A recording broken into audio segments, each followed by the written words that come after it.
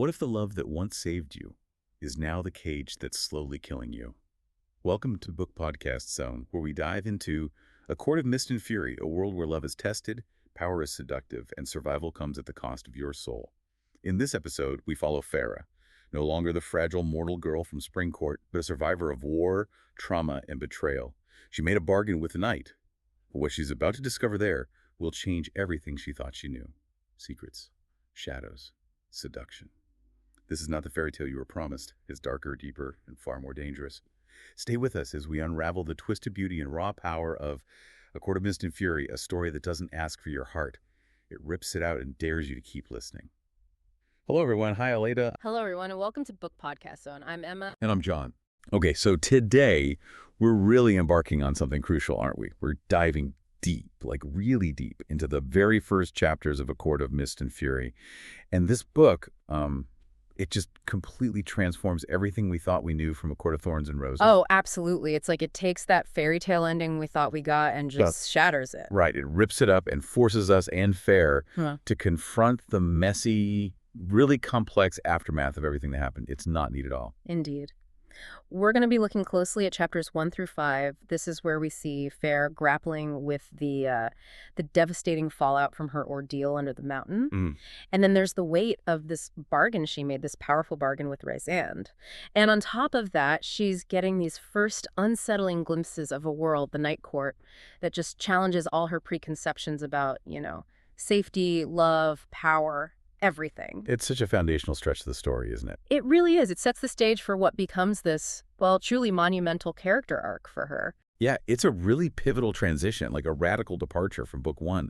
It establishes the whole emotional and psychological landscape for what so many people consider not just a sequel, but a complete redefinition of Feyre's story. Definitely a redefinition. So let's dig in. What does this huge shift, this seismic shift, mean for Feyre right from the very start? Right. Like page 1 of this new chapter in her life. Okay, so chapter 1 opens, and it's 3 months after Amarantha.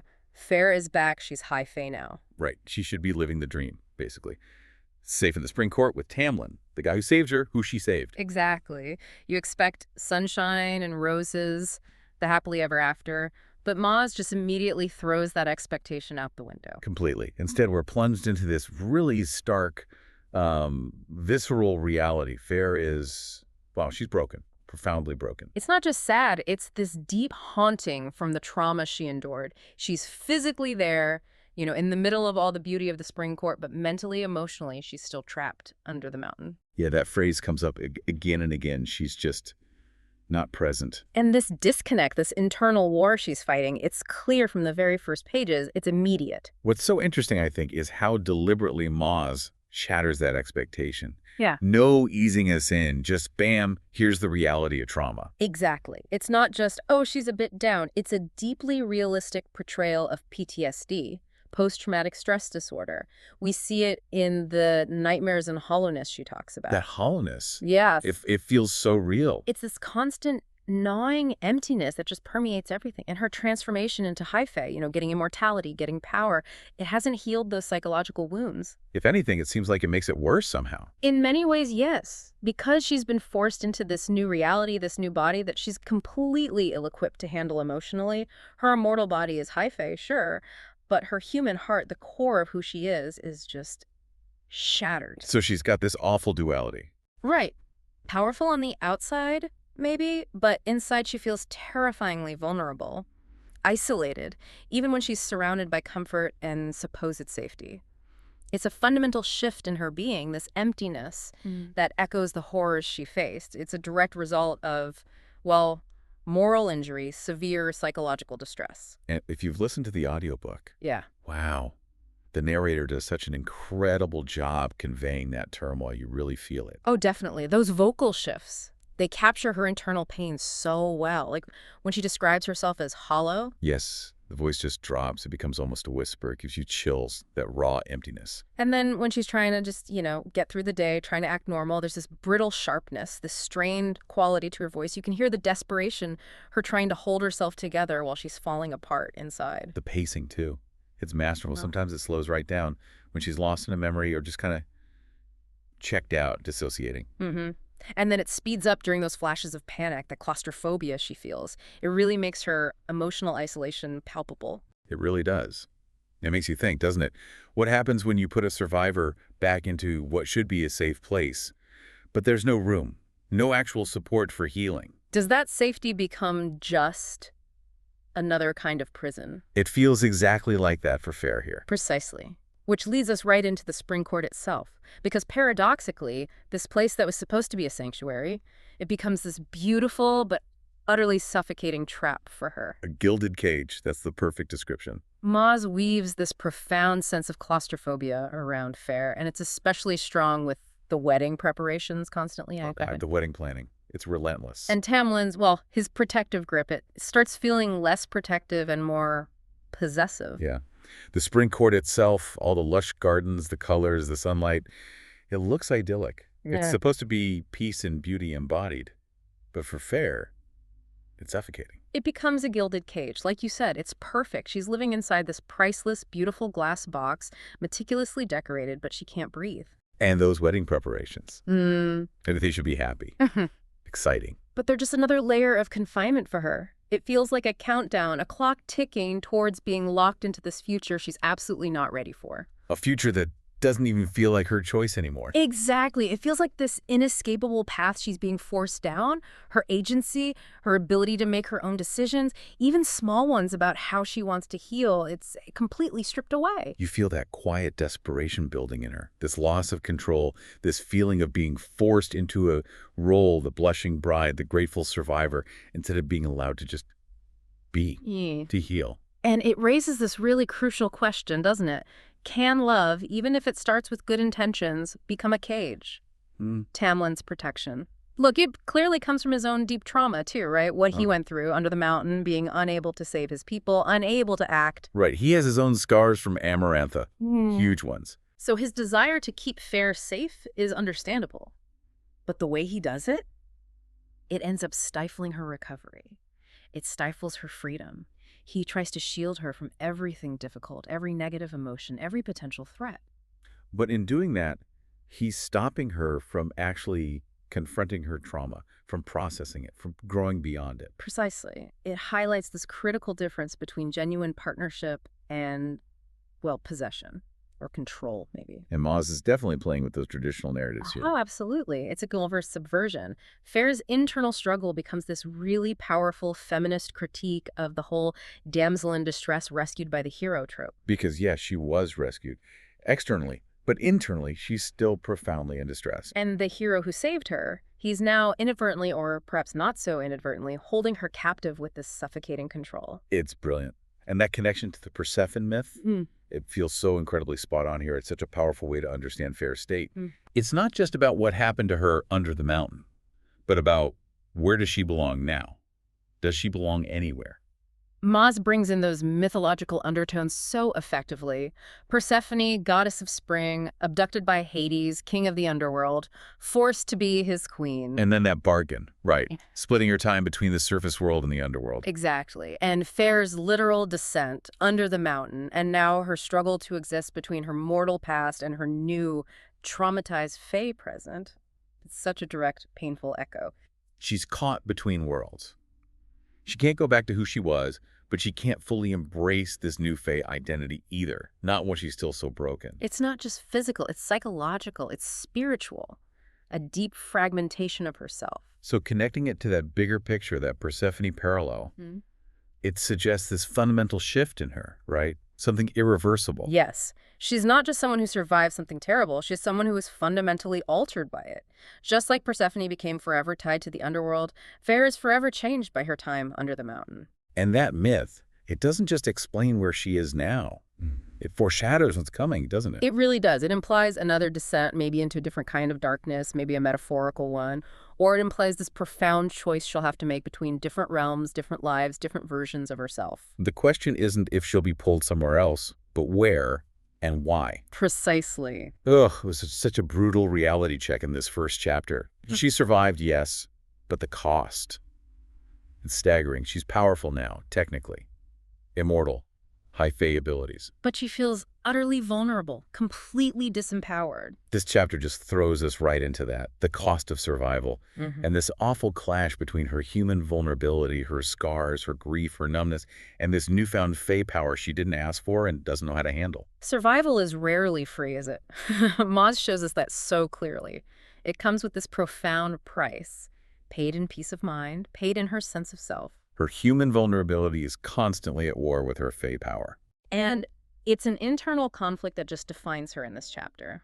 She has the power, theoretically, but none of the peace, none of the control over her own mind. It really highlights that universal truth, doesn't it?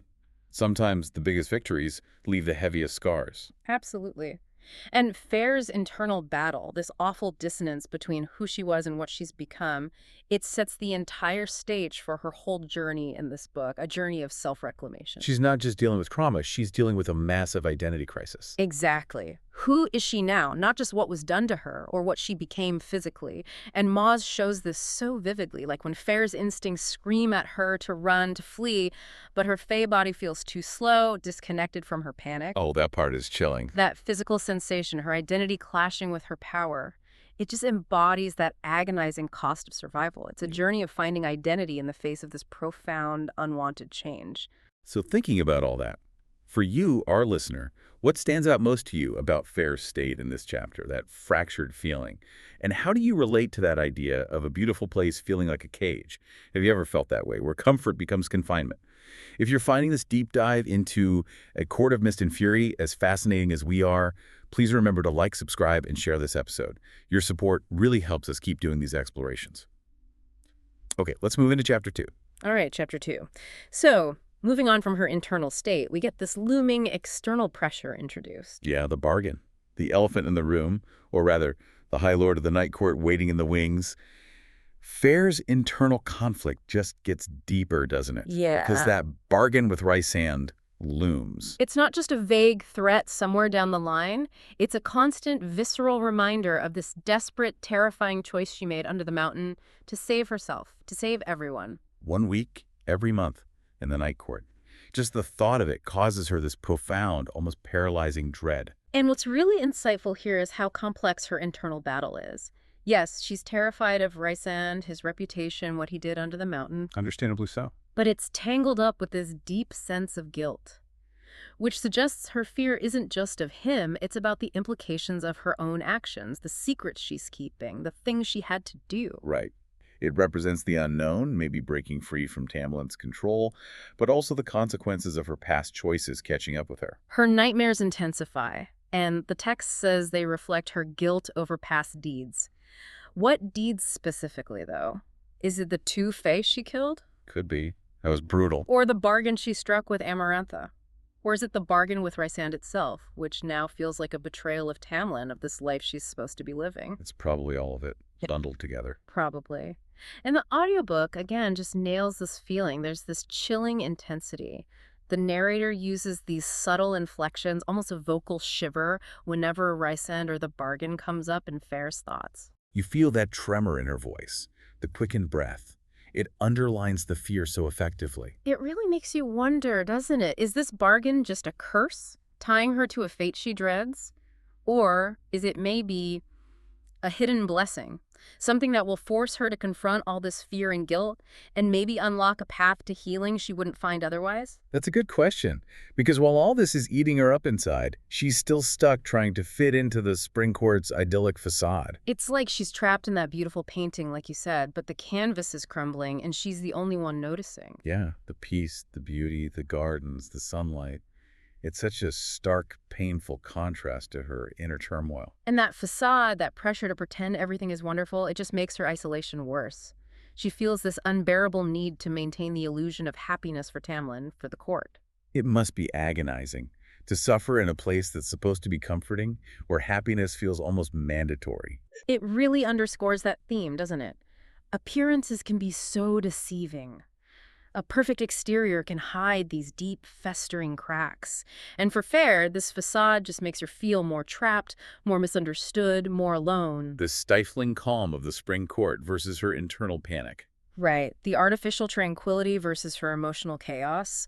The narrator's dynamic shifts capture that contrast so well, pulling you right into her unraveling psyche. It makes you think about the dangers of living behind a facade like that, doesn't it? Mhm. How it stops real healing, real connection. You're just suppressing everything, prolonging the suffering in silence. It's almost like the environment itself is gaslighting her. Her trauma is just implicitly denied by all the forced beauty around her. And that Hades Persephone echo, it just keeps getting stronger, more undeniable. Definitely. Maas explicitly draws on the Hades Persephone myth, positioning Rhysand as this Hades-like figure. He represents both danger and allure, pulling her towards some unknown fate. He's not just another character. He feels like this mythological force pulling her away from the life Tamlin wants for her. And Hades, traditionally, yeah, he's seen as dark, terrifying, the ruler of the underworld. But he's also complex, powerful, mysterious, and in some readings, he has this strange allure. Rhysand fits that perfectly. Sure. Danger and allure, absolutely. And his pull on Feyre feels so different from Tamlin's grip. It's not about confinement with Rhysand, not in the same way. It's about disruption, a challenge, something that threatens to shatter her current reality and push her into something totally new. So interpreting Rhysand that way, aligning him with Hades, it brings up that question of destiny versus free will again, doesn't it? It does. He represents a destiny she can't escape because of the bargain. But maybe it's a destiny that's necessary for her transformation, even if it seems terrifying. That unknown fate he represents, Yeah. maybe it involves a necessary descent. Not into despair, maybe, but into something that forces growth. Exactly. A path that leads to self-discovery, a truer understanding of herself and the world. It's the complete opposite of the static, stifling life she has now in the Spring Court. It's like a call to the wild, to the parts of herself she doesn't know yet. So with all this internal and external pressure, this constant tug of war, what does it mean for her choices? Is she really loyal to Tamlin? Or is she just stuck there out of fear, out of obligation? Chapter 2 really digs into those themes of obligation versus freedom. She feels completely torn between her sense of loyalty to Tamlin and this mysterious pull of her bargain. But is it real loyalty? Or is it obligation because he saved her? Or just fear of what happens if she breaks away? That's the question. And the mysterious pull of the bargain, even though she's scared of it, it represents this yearning for something else, maybe freedom, a path she knows she needs, even if she can't admit it. It feels like she's right on the edge, doesn't it? Absolutely. She's at this critical crossroads. The path of obligation looks safe on the surface, maybe, but it's crushing her soul. And the path of the unknown with Rhysand, it's terrifying, but it offers this glimmer of freedom, of agency. Maas really makes us question things, doesn't she? Like, does salvation always lie in conforming, in keeping promises made under duress? Or is it sometimes about breaking free, embracing the scary unknown? Can you find true freedom when you're bound by the past, by expectations, especially when those expectations are suffocating you? Does salvation always look like what we think it should? Or can it come disguised as darkness, as danger? Maas challenges all those easy answers. So turning it over to you, our listener, how do you think Feyre should handle this bargain? Should she prioritize loyalty, even if it means sacrificing herself? Or should she take the leap into the unknown despite the fear? It's a tough choice, one that echoes in different ways in our own lives sometimes. We are definitely just scratching the surface of Feyre's huge journey here. For more insights and discussions like this, make sure you like, subscribe, and share this episode with your fellow book lovers. Okay, on to Chapter 3. All right, Chapter 3. The pressure cooker continues to build. Yeah, and the Spring Court. It's not just a cage anymore. It's explicitly that gilded cage. Looks perfect, shiny on the outside, Opulent, serene. but inside, it's actively harming Feyre. Maas paints an even more vivid picture of Feyre's growing alienation. It really hammers home that idea. The Spring Court's beauty becomes a gilded cage. And the superficial bloody, the perfection of it all, it almost mocks her suffering, doesn't it? It highlights the total lack of genuine connection, the lack of space for emotional processing, for growth, everything she desperately needs to heal. It's a beautiful lie she's trapped inside. And what's really striking here is how her psychological distress manifests physically. Her PTSD manifests in physical illness. Right, she's constantly nauseous, she's losing weight, she just feels unwell all the time. It's this pervasive malaise. It powerfully shows that mind-body connection. She's not just suffering mentally. Her body is physically reacting to the confinement, the suppression of her true self, the trauma still living inside her. It's like her body is screaming what her voice can't. Exactly. Her spirit is suffocating, even in this supposedly beautiful place. And the audiobook narrator, again, they capture this so well. There's this softer, almost hollow tone for her moments of despair, conveying that hopelessness, that numbness. And then in contrast, there's this sharper, almost brittle edge when she interacts with Tamlin, with his controlling nature. You hear her simmering resentment, her suppressed frustration. That vocal contrast just makes her inner struggle so painful, so palpable for the listener. And this is where, for me too, Tamlin's protection really starts to feel, well, less like love. Yeah, it feels more deliberate, almost insidious, like an effort to keep her from healing, from growing, from regaining any part of her independent self. This chapter really brings the theme of autonomy to the forefront. She's actively beginning to chafe under Tamlin's overprotection. It's not just hinted at anymore. It directly echoes those feminist critiques of traditional fairy tales where heroines are confined. Absolutely. His overprotection has clearly twisted into control. He's methodically stripping away her agency. She's kept inside most of the time. She's not allowed to hunt. She's not allowed to train. She's discouraged from painting. Anything that might let her process her trauma or feel capable or connect with her new Fae powers, it's shut down. It mirrors that damsel in distress trope, passive, needing constant saving, even from herself. But Maas immediately subverts it by showing us Feyre's internal rebellion, that desperate yearning for freedom simmering just beneath the surface. And societally, Maas is really digging into those feminist critiques, isn't she? Very deliberately. Feyre isn't just waiting to be rescued again. She's a woman desperate for her own voice, her own choices, fighting against these systems and relationships, trying to keep her small and quiet. And the narrator, conveying that suppressed frustration, Right. It builds such unbearable tension. You're just rooting for her, almost screaming at her, find your voice, break free. It really makes you think about the dangers of protecting women to the point of confinement, how this story challenges those narratives by showing the soul-crushing cost of that kind of protection. It's all about agency, the right to choose your own path, even if it's messy. And the spring court itself. It feels less like a home and more like this beautifully decorated trap. A paradise, yes, but an emotional and psychological lie. That Persephone myth resonates even more strongly here, doesn't it? The spring court as a deceptive paradise that stifles Feyre's growth. Yeah, think about it. The surface world for Persephone should have been vibrant life, freedom. But for Feyre, the spring court, despite all its beauty, has become a place of stagnation, emotional death. It is a deceptive paradise. Beautiful on the outside, but poisonous to her spirit, slowly, agonizingly suffocating her. And that raises that bigger question again about true well-being. A place can offer all the comfort, all the beauty, but if it doesn't allow for growth, for agency, for healing, it becomes a cage. It stifles you rather than fostering you. It turns beauty into a prison. It really forces us, the audience, to think, how do we recognize when something beautiful is actually harmful to our inner selves? Look beyond the surface. You can just feel the pressure building with every single page, can't you? It's not sudden. It's this slow, agonizing tightening of the screws, this unbearable tension building.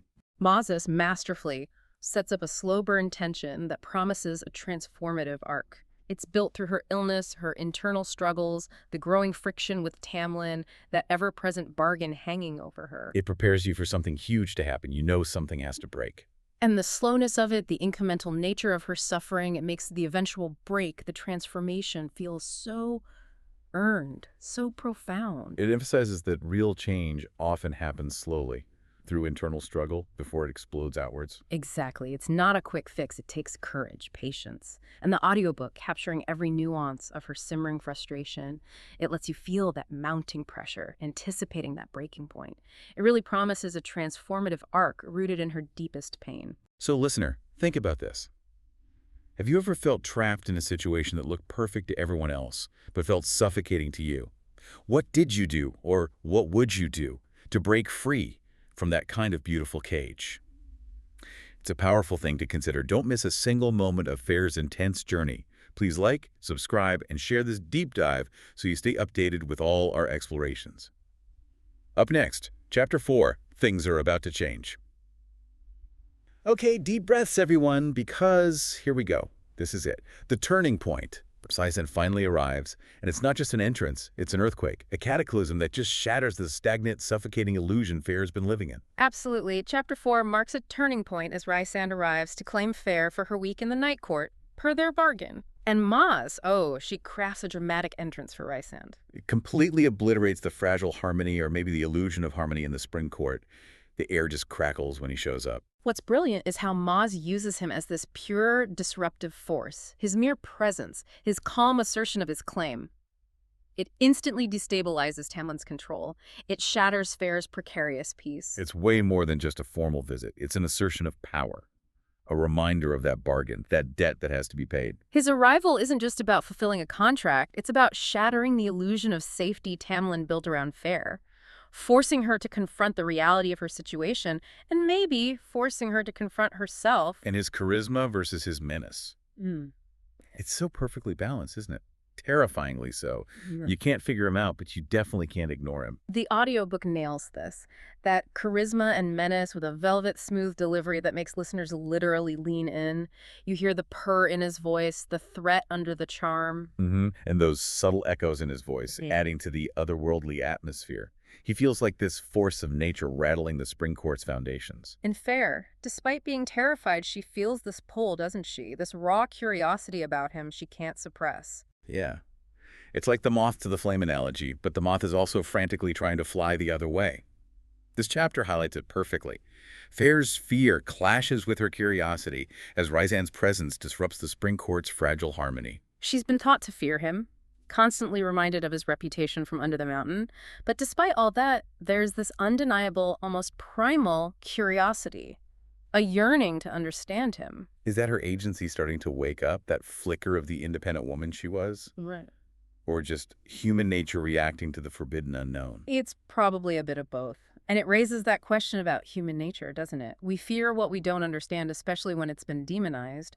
But we also have this inherent drive to explore, to know, to break out of confinement. For Feyre, that curiosity feels like such a vital spark, a sign she's not completely extinguished. Absolutely. And the tension the narrator creates between her fear and her curiosity, it's palpable, agonizing almost. It reveals so much about her character, her subconscious readiness for change. It feels like deep down she might be craving this disruption. Yeah. Something to finally let her breathe, live, start healing. Exactly. So Rhysand literally whisks her away. What does this mean for her whole worldview? She's being pulled into the very darkness she's been taught to fear.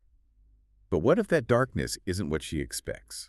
Or what we expect? Maas leans hard into that Hades Persephone dynamic again.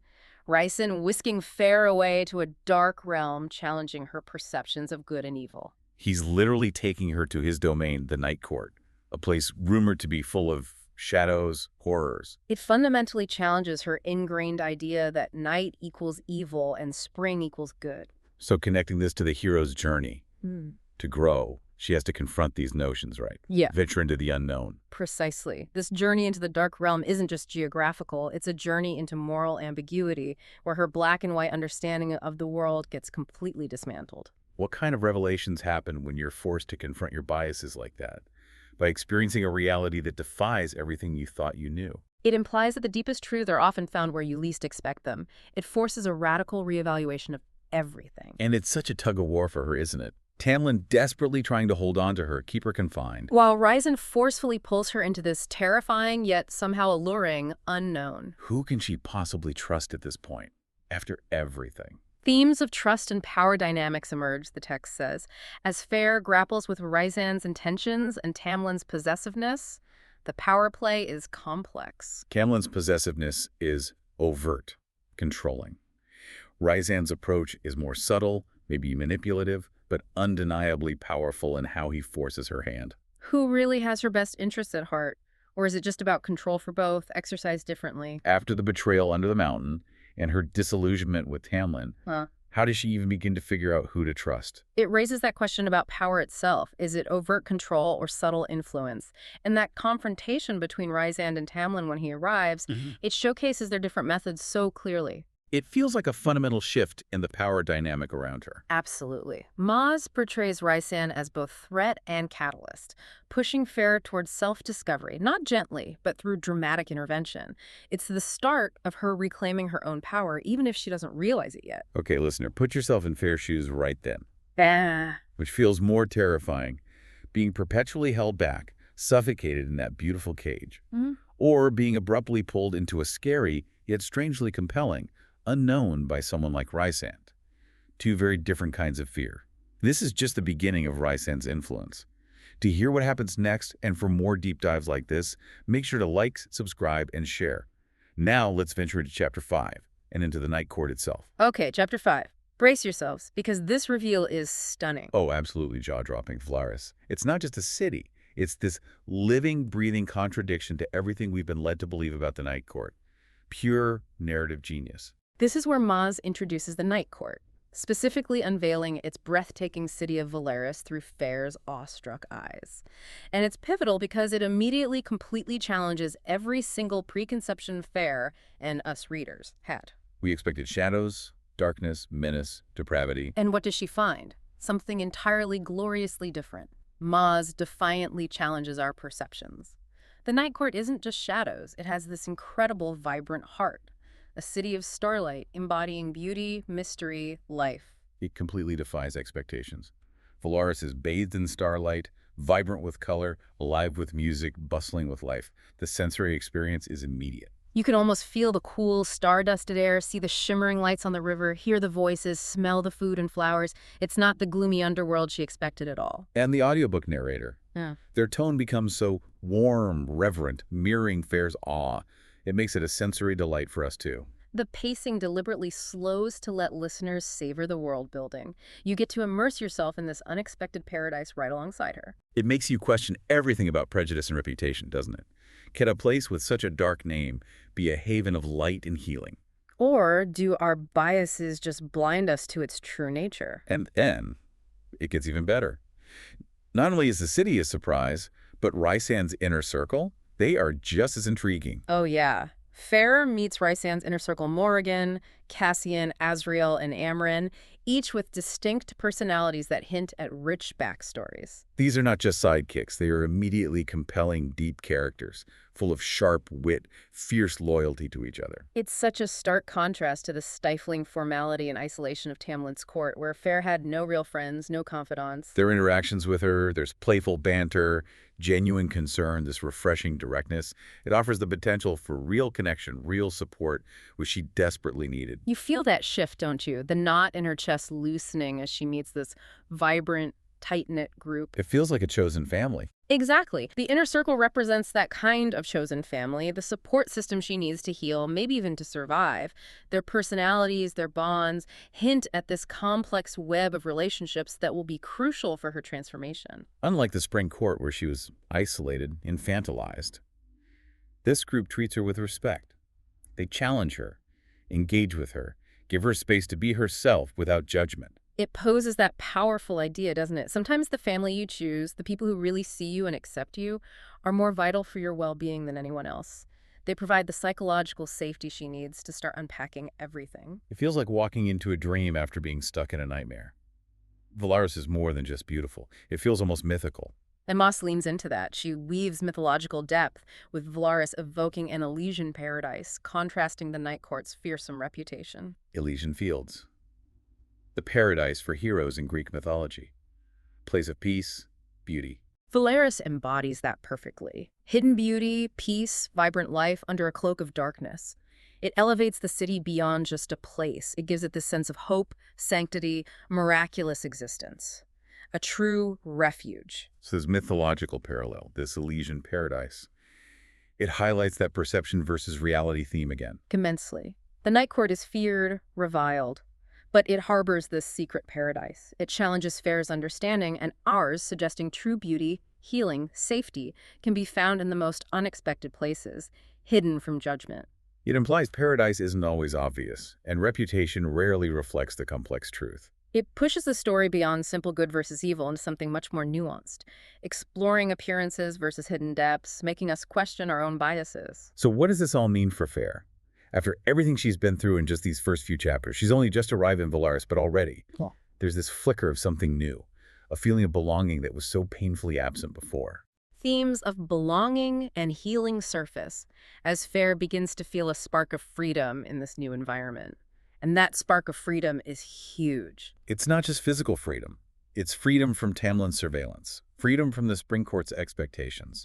And crucially, freedom to start processing her trauma, something she was never allowed to do back there. True healing needs that safe space, right? Yeah. Somewhere to be vulnerable, explore your identity without judgment, process the past. And the Night Court, paradoxically, offers that for Feyre. Despite its dark label, it sets her on this transformative journey where she can finally begin to recover from PTSD, find herself, reclaim her power. The audiobook immersing you, letting you feel her budding ease, her sense of belonging as she takes those first real breaths of freedom. It highlights how crucial a change of environment can be for healing. Sometimes it's not just beneficial, it's essential. Finding the right environment for recovery. So, listener, think about it. Have you ever found unexpected healing or a sense of belonging in a place or with people that seem totally wrong at first glance? Sometimes the greatest sanctuaries are hidden, aren't they? Thank you for joining us on this incredible deep dive into the first 5 chapters of A Court of Mist and Fury. Don't forget to like, subscribe, and share for more deep literary explorations. Hashtag outro. Wow. What an absolutely captivating journey through just these opening chapters. From that suffocating gilded cage of the Spring Court where Feyre was just wilting away, to the breathtaking, completely unexpected beauty of Valaris, the sanctuary emerging from the shadows. Feyre's path is already defying every single expectation we might have had from Book 1. Absolutely. We've seen her push to her limits, psychologically, emotionally, grappling with profound trauma, the weight of that bargain, and crucially, experiencing those first vital sparks of her own autonomy. It's so clear this story is way more intricate, more complex than a simple fairy tale. Oh, definitely. It dives into these huge universal themes. Healing, freedom, the real nature of love, and powerfully challenges our own ideas about good versus evil, light versus darkness. And we really dug into how Maas uses those rich mythological undertones, right? The Persephone and Hades parallels adding so much depth to Feyre's struggle, foreshadowing her journey. And we have to mention the audiobook narration again. It just brings every painful tremor, every suffocating moment, every spark of wonder to life. It makes Feyre's inner world so incredibly real for us. Yeah, it really does. The meticulous world building, too, especially that stunning reveal of Valaris, it sets this perfect stage for Feyre's true awakening, for reclaiming herself. It's really a testament to Maas's storytelling brilliance, creating mystery and hope even in a world we thought was just dark. It's a masterclass in subverting expectations. Through that question. So, as we leave Feyre right here on the thrilling edge of discovering more about the Night Court, and maybe more importantly, about the powerful, resilient woman she's becoming. Here's something to think about for your own deep dive. If the love that once saved you becomes a cage, a beautiful prison slowly stifling your soul, is breaking free an act of betrayal? Or is it an absolutely essential, non-negotiable step towards true self-reclamation, towards living authentically? That's a heavy one. We really encourage you, our listener, to maybe revisit these chapters with fresh eyes. Or listen to the audiobook. Notice those subtle inflections, how Maas builds that tension, unveils new layers of meaning. What new insights will you discover? Thank you so much for joining us on BookPodCastZone. We really hope this deep dive has given you an even richer appreciation for the complexities and the raw power of A Court of Mist and Fury. Until next time, keep exploring, keep questioning, and keep reading with an open mind. Goodbye for now.